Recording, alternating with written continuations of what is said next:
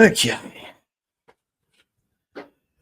Hello, everybody, and welcome to another episode of the Black and White United Show. I'm your host, Andreas. Thank you so much for tuning in with me today. In today's episode, we're going to do a prediction for the Copeland Trophy, the top five, my opinion. I want to hear your opinion. Roll the intro. 0, 1. Let's get started.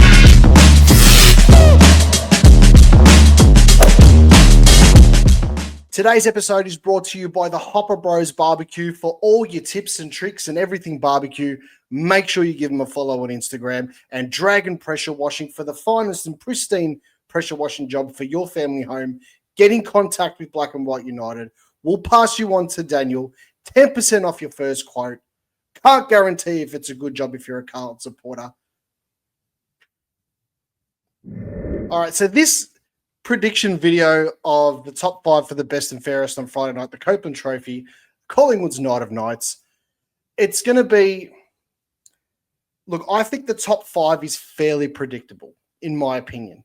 I think it's after the top five, it sort of becomes a little bit more who was probably just genuinely consistent throughout the season and who would have gotten the votes.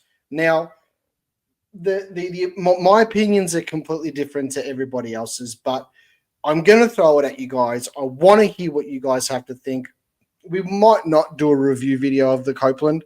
I'm not going to do a live stream of the Copeland, just so everybody knows, because there's just so many awards from the VFL, the wheelchair sides, the women's VFL and stuff like that. It'll just be a stream that will go on for ages. So I probably might do a review video. We'll see how we go. But I am interested in general to see the predictions and the thoughts of Collingwood supporters on who is going to finish in the top five, but who's going to round out the bottom half from 6 till 10. That's going to be interesting. Let's start off the prediction video with number 5. My number 5 this year is going to be Steele Sidebottom. I thought the start of the season Steele was fantastic. There probably was a middle part of the season where he just dropped off a little bit, and then bang, in the pressured moments, in the big games, he came back. He had a fantastic final series as well. So I do think, or the qualifying final anyway, so I do think that he will poll well. And look, given his age and stuff like that too, and given the versatility in his game where he can play in the half back line, he can play on the half forward line, he can play in the midfield, he can play on the wings. I mean, he's just, with Will Hoskin-Elliott gone, could Steele Sidebottom be the Swiss Army knife that our club needs moving forward, at least for the next couple of seasons? I think he's got 2 years left in him, and I think he'll be chasing down the 400. So I've got Steele Sidebottom in at number 5. My number 4. Now, I think this is going to be one of his lowest placings in the BNF for a number of years, but I've got Josh Dacos at number 4. I think Josh was fantastic off the halfback all season. He probably deserved an All-Australian selection, but I think he was living in the eyes of many, even in the Collingwood ranks. He's just living behind his brother's shadow. And that's my personal opinion. I think if Josh Dacos was at any other football club, he would be up there with the absolute best of the best in the competition. He had a fantastic season off the halfback.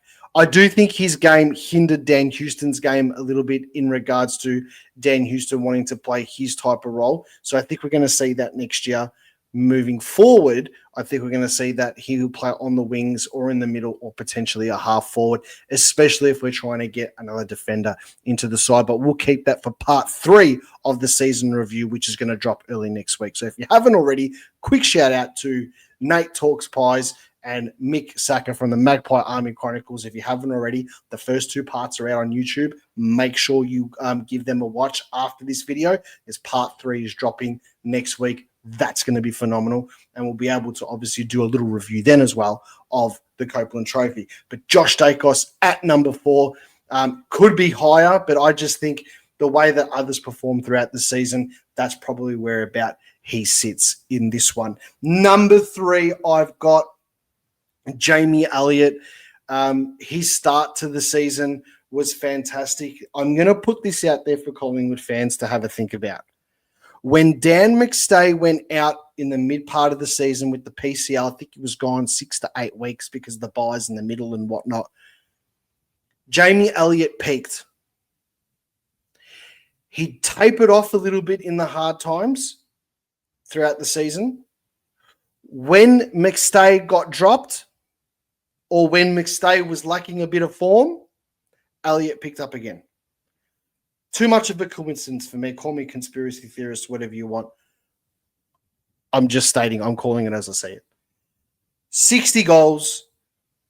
The Pies have got to sign him. This is not a trade rumor video, but I believe that there will be an announcement any time now leading up into the Copeland Trophy that he will re-sign. If I'm wrong, I put my hand up. But the words that I've been hearing from really good sources is that he's staying at Collingwood, and I think he's going to finish third in the BNF. Let's get to the top two in the BNF for season 2025. Okay, so number two, I think this player at Collingwood is structurally the most important player on our list. He re-signed during the season, and that's Darcy Cameron. I know we've got some absolute superstars and one that I'll get to in a minute. But just the role that he plays in our team, it can't go unnoticed. It can't go unrewarded. The ruck work is fantastic. It's just a constant battle. Do I think he's a great tap ruckman? No. But I think it's what he does when the ball hits the ground and he goes again and he becomes that extra midfielder. I would say someone like a Mason Cox is a better tap ruckman than Darcy Cameron. But Darcy Cameron's role around the ground, marking, handballing, like ground ball gets, intercept marking and defending in the last two seasons, especially this season when we were playing well, is just phenomenal. And you know, there's probably a couple of ruckmen out there in the game right now that are better than Darcy Cameron, whatever. Gorn, Sherry, however you want to say it. Grundy's season was fantastic. I'm not gonna dispute that.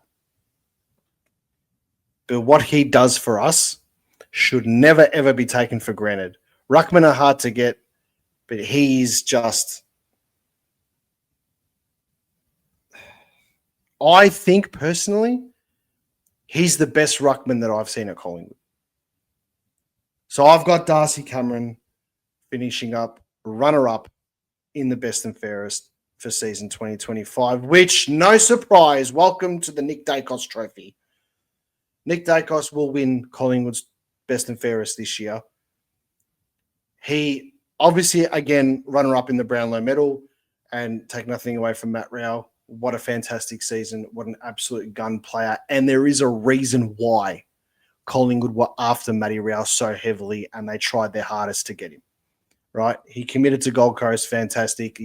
I love it when a player does show loyalty for their club regardless. But there is a reason why we were after Matt Rowell, and I'll leave that there. Nick Dacos' season this year, personal opinion, wasn't as good as last season, and was maybe on par with season 2023. But I think we looked at season 2023 a bit differently because we won the grand final. Now, if he had played those last 4 games before the finals, I would think it would be safe to say that Nick would have won the Brownlow and Nick would have won the best and fairest in the premiership year. But hey, his brother did it, and personally, I'm rapt for that his brother won the best and fairest that year. But this season in particular, Nick Dacos just delivered when he needed to. There was games where he was quiet and still had an impact. He was heavily tagged by Langdon, by Winhager, who I thought Langdon did an okay job, but I mean, Dacos got 19 disposals against him, still kicked a goal, and to be honest, he took the piss really, right? But the game against St Kilda, Winhager was on him like a glove. And Winhager's a fantastic midfielder. Like, he's a great tagger, and I would love him to be wearing a black and white jumper one day.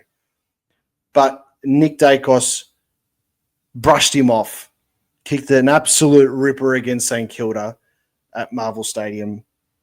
The game against Richmond when we were struggling for form and we went out there, we won by, I think, 36 points or something. He kicked 3 goals, 3 amazing goals. I'm pretty sure 2 of them were on the left foot, if I can remember. It was just, he showed his class Anzac Day in the wet. He turned it up. He went into beast mode. Could have kicked 3 goals from outside 50. Ended up kicking 1. And what an unbelievable goal that was.